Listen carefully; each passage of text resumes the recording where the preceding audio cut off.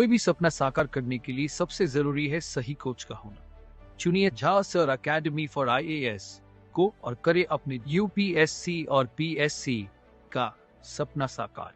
Download the app now.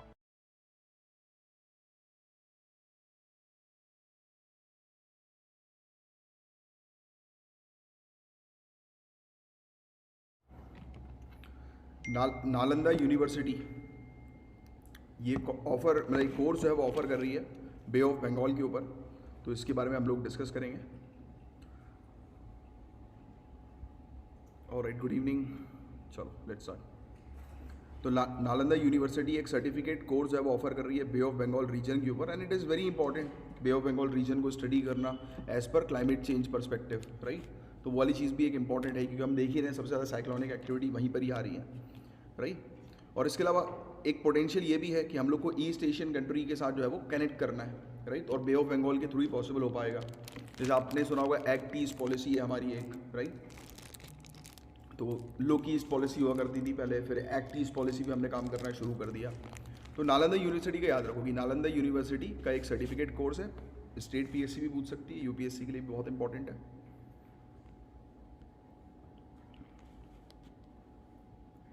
Nalanda university जो है वो कहाँ से ऑपरेट कर रही है? बिहार, राजगीर।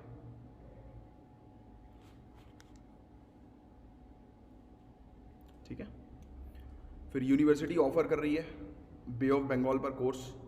सो एक सर्टिफिकेट कोर्स है, ऑनलाइन क्लासेस के थ्रू ये हो पा रहा है, तो ऑनलाइन ब्रैकेट में ऑनलाइन क्लासेस लिख देना सर्टिफिकेट कोर्स के।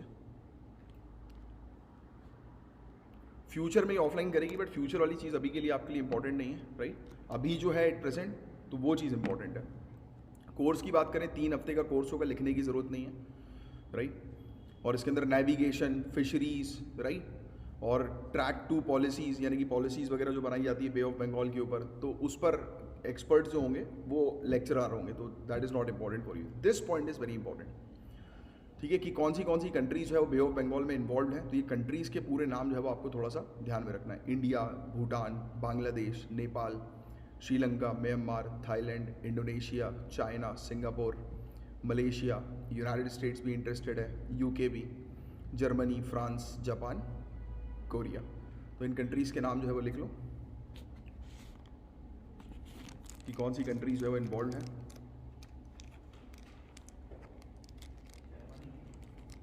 जर्मनी भी इन्वॉल्व है। इंटरनेशनल पॉलिटिक्स,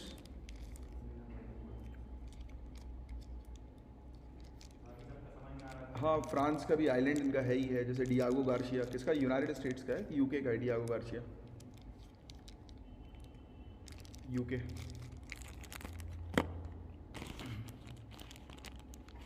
लिख लिया? लिख लो। These are very important.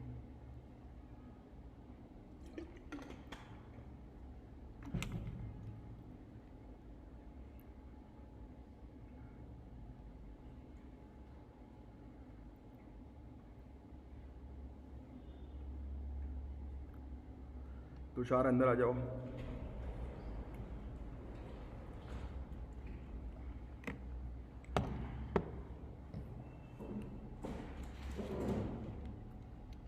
ये चीज़ इंपॉर्टेंट है, ये कंट्रीज़ के नाम, ये जो कंट्रीज़ जो हैं बे ऑफ बंगाल में इन्वॉल्व हैं। कोर्स कंटेंट मेंशन करने की ज़रूरत नहीं, बहुत सारी चीज़ें जैसे ट्रेडिशनल सिक्योरिटी हो गया, काइंड ऑफ सस्टेनेबल डेवलपमेंट हो गया, राइट, इकोनॉमी हो गया, कोस्टल इकोनॉमी, ब्लू इकोनॉमी जिसको जनरली हम लोग जो है वो बोलते हैं, राइट। तो ये सब चीज़ें, फूड, फेस्टिवल, डांस, क्लोथिंग, तो ये सब चीज़ें लिखने की ज़रूरत नहीं, बहुत ही कॉमन चीज़ें हैं, राइट।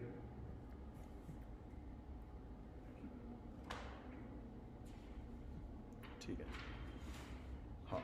ऑनरेबल प्राइम मिनिस्टर ने भी अनाउंस किया है bay of Bengal initiative, BIMSTEC summit, very important summit. तो ये जब टॉपिक आएगा तो इसके बारे में हम लोग चर्चा करेंगे, बिम्स्टेक समिट के बारे में, कि हम लोग को देखने को मिल रहा है कि नालंदा यूनिवर्सिटी में जो ये चीज़ पढ़ाई जाएगी, तो ऑलरेडी इसका अनाउंस जो है वो कर रखा था पहले भी, तो वो सब चीज़ें इंपॉर्टेंट नहीं है। Centre for bay of Bengal studies, तो ये एक सेंटर हम लोग को देखने को मिलता है, ये रिसर्च जो है वो कंडक्ट करेगी नई नई फील्ड्स में, हिस्टोरिकल और स्पिरिचुअल कनेक्शन भी जो है वो देखेगी, राइट। इंडो पैसिफिक रीजन आज की डेट में ऑलरेडी काफ़ी ज़्यादा इंपॉर्टेंट भी है, स्ट्रेटेजिक पॉइंट ऑफ व्यू से भी काफ़ी ज़्यादा इंपॉर्टेंट, ट्रेड के पॉइंट ऑफ व्यू से तो है ही है, स्ट्रेटेजिक पॉइंट ऑफ व्यू से भी काफ़ी ज़्यादा इंपॉर्टेंट है। जैसे अगर हम बात करें ये 4 कंट्रीज़, क्वाड कंट्रीज़ की बात करें, राइट, क्वाड कंट्रीज़ का एक ग्रुप है जिस ग्रुप में कौन कौन इन्वॉल्व है, United states, India, Australia and Japan. ये 4 कंट्रीज़ है वो इन्वॉल्व हैं, किसमें, क्वाड कंट्रीज़ बोलते हैं इनको। तो ये काउंटर करने के लिए है चाइना को, बट कभी भी इन्होंने अपने ऑफिशियल नोटिफिकेशन में ये नहीं लिखा है कि हमें चाइना को काउंटर करना है। तो क्वाड का जब टॉपिक आएगा तो we will going to discuss. अभी छोटा सा लिख लो क्वाड, QUAD, क्वाड, ये टॉपिक इंपॉर्टेंट है, स्टार मार्क कर लो। वेरी गुड महक जी, ठीक है। महत्व हम लोग को क्या देखने को मिलता है बे ऑफ बंगाल का, तो इंडिया की एक्ट ईस्ट पॉलिसी के लिए इंपॉर्टेंट है, तो लिख लो bay of Bengal is important for India's act east policy. First point ऐसे लिखो, bay of Bengal is important for 1 India's act east policy. Second India's SAGAR initiative, SAGAR का full form security and growth for all in the region. Second India's SAGAR initiative.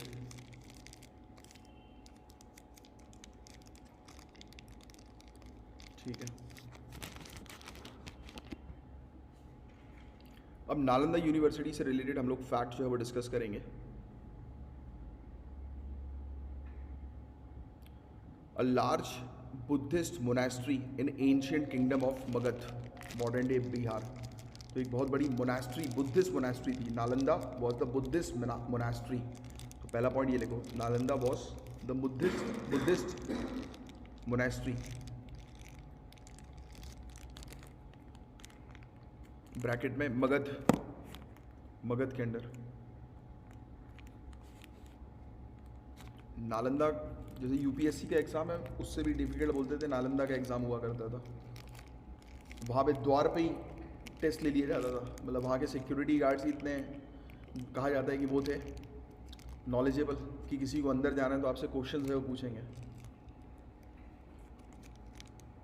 और ऐसा कुछ था शायद, if I am not wrong, वो याद भी रखने की ज़रूरत नहीं है, ऐसे इंपॉर्टेंट नहीं है कि 10 में से अगर आपने 3 क्वेश्चन ही सही कर दिए तो आपकी एंट्री हो जाएगी। मतलब इतने डिफिकल्ट थे कि लोग 3 क्वेश्चन तक 10 क्वेश्चन वैसे भी नहीं कर पाते थे।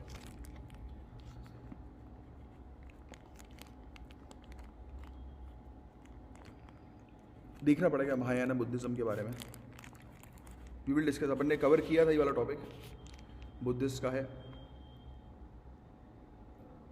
ठीक है। वर्ल्ड की वेरी फर्स्ट रेसिडेंशियल यूनिवर्सिटी, ये लिख लो आप, world's very first residential university, ठीक है।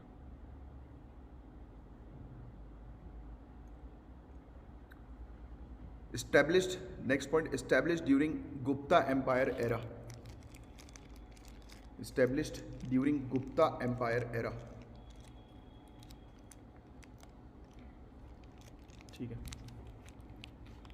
काफ़ी सारे इंडियंस और जावा जो आइलैंड हम लोग को देखने को मिलता है, जावानीज पैट्रॉन्स, उन्होंने सपोर्ट जो है वो किया, बोथ बुद्धिस्ट और नॉन बुद्धिस्ट, सपोर्टेड बाय, ये लिखो, supported by both Buddhist and non Buddhist. तो ये स्टेटमेंट आएगा। नॉन बुद्धिस्ट का भी इन्वॉल्वमेंट था नालंदा यूनिवर्सिटी के बिल्डअप के लिए या मोनास्ट्री के बिल्डअप के लिए। -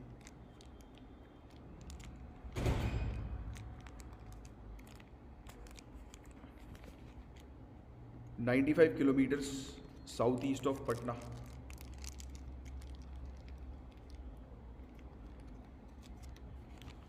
Next point, centre of learning from 5th century CE to 1200 CE, 5th century CE to 1200 CE।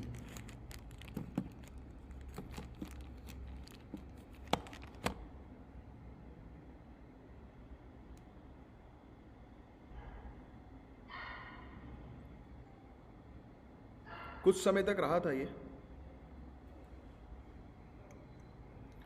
Honourable president of India APJ Abdul Kalam ji ने प्रपोजल रखा था जब ये जॉइंट सेशन बिहार विधानमंडल का कंडक्ट कर रहे थे कि नालंदा यूनिवर्सिटी को रिवाइव करो, डोंट नीड टू राइट। और 2007 में बिहार लेजिस्लेटिव असेंबली ने एक बिल जो है वो पास किया कि एक नई यूनिवर्सिटी जो है वो क्रिएट की जाए, और international university supported by 18 member countries was established by an act of Indian Parliament in 2010। हाँ, इंस्टीट्यूट ऑफ नेशनल इंपॉर्टेंस का दर्जा इसको मिल चुका है, ये लिख लो। It is next point, designated as institution of national importance, institute of national importance, INI।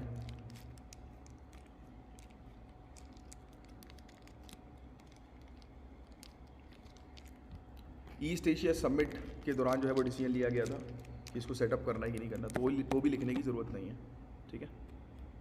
बस कुछ बेसिक पॉइंट्स नालंदा यूनिवर्सिटी से रिलेटेड, बाकी इसको हम कनेक्ट करेंगे हिस्ट्री के अंदर।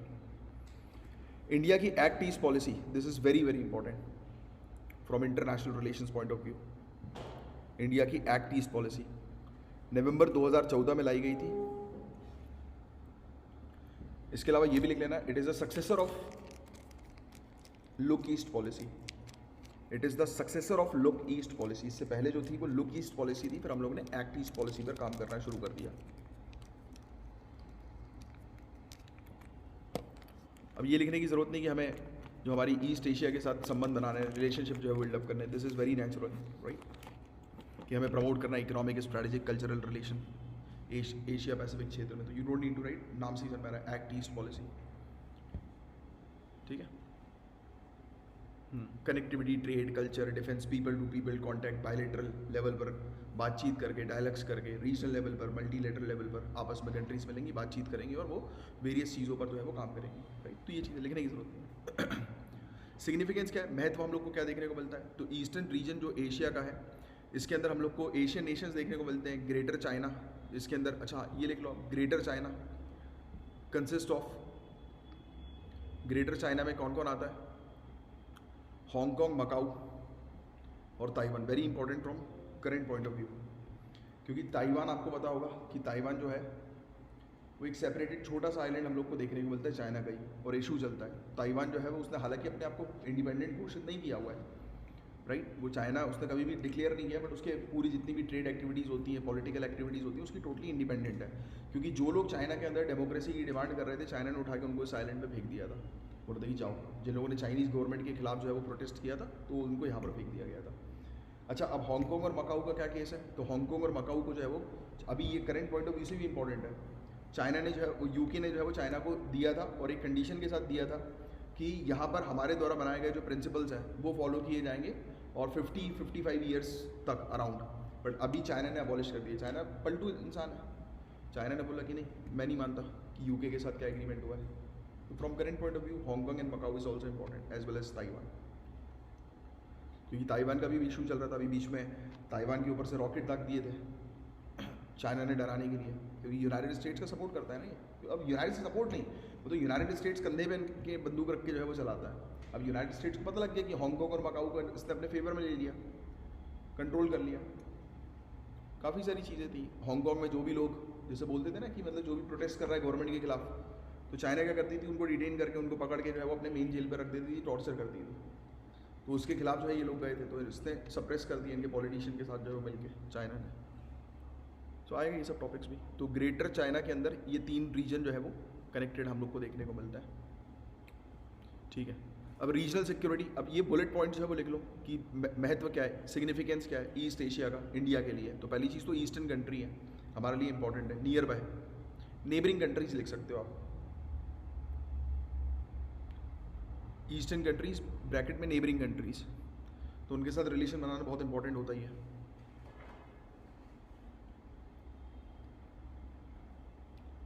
वन चाइना पॉलिसी ताइवान, और 1 कंट्री 2 सिस्टम हांगकांग मकाऊ। हाँ बिल्कुल, अच्छा लिख रहे हो आप, सही लिख रहे हो।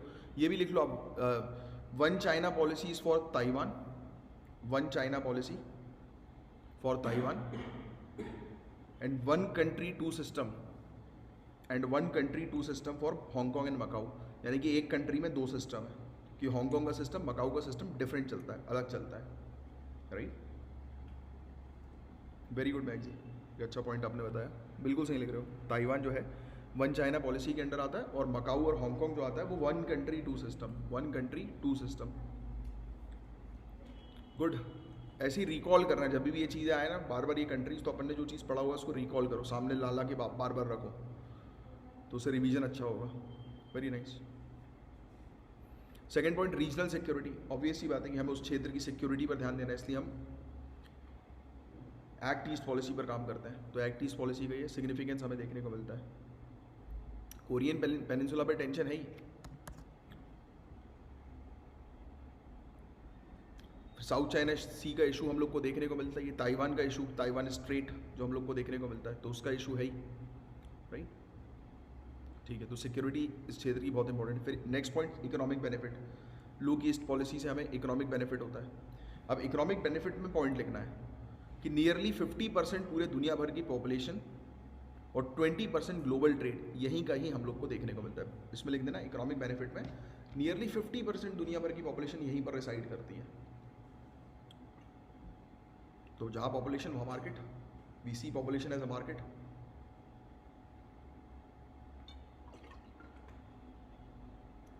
ट्वेंटी 20% ग्लोबल ट्रेड यहीं से होता है, ठीक है।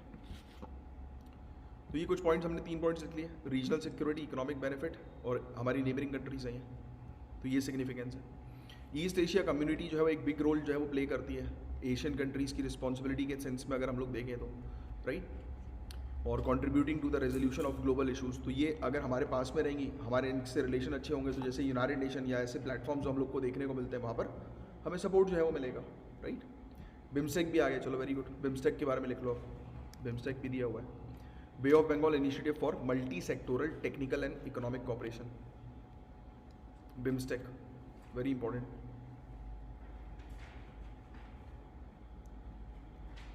बे ऑफ बंगाल के पास की जो कंट्रीज़ हम लोग को देखने को मिलती हैं उनका ये ऑर्गेनाइजेशन हम लोग को देखने को मिलता है। बिम्स्टेक जैसे ही लिखोगे पहला पॉइंट लिखना मल्टीलैटरल रीजनल ऑर्गेनाइजेशन,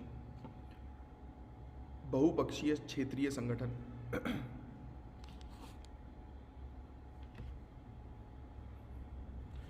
एम लिखने की जरूरत नहीं है, यू नो अबाउट इट, कि कोई भी ऐसे ऑर्गेनाइजेशन होते हैं उनके एम क्या होते हैं कि आपस में ट्रेड, ग्रोथ, सिक्योरिटी, ये सब चीज़ें बढ़ावा देना।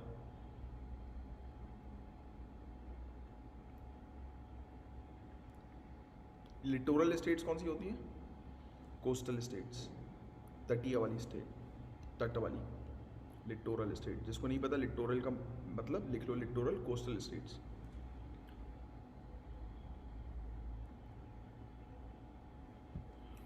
ठीक है, फिर ओरिजिन कैसे हुआ बिम्स्टेक का?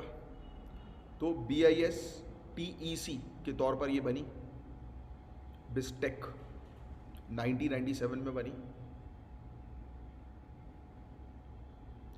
बैंकॉक डिक्लेरेशन, क्वेश्चन बनेगा बैंकॉक डिक्लेरेशन किससे एसोसिएटेड है? बिम्स्टेक से एसोसिएटेड है, बैंकॉक डिक्लेरेशन।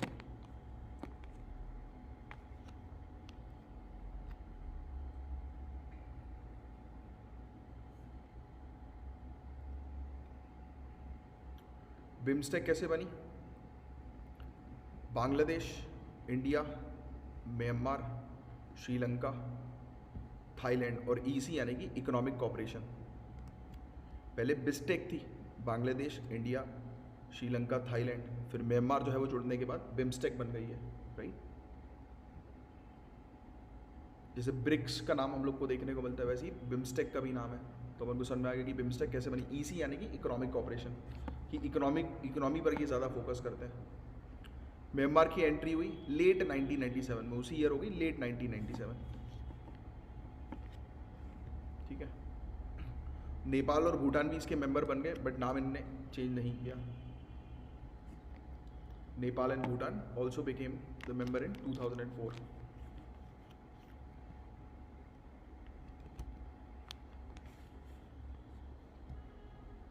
ठीक है,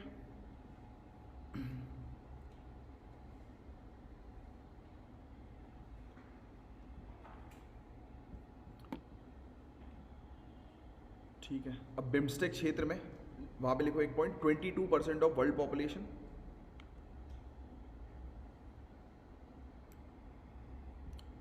और combined GDP over 3 trillion per year, over 3 trillion per year, exact मत लिखो, 3 trillion $US per year.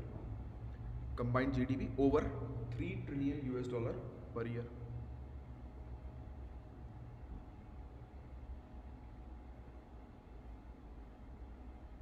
India का एक टारगेट है ना कि हमें 5 ट्रिलियन $US की इकोनॉमी 2025 तक जो है वो बनानी है।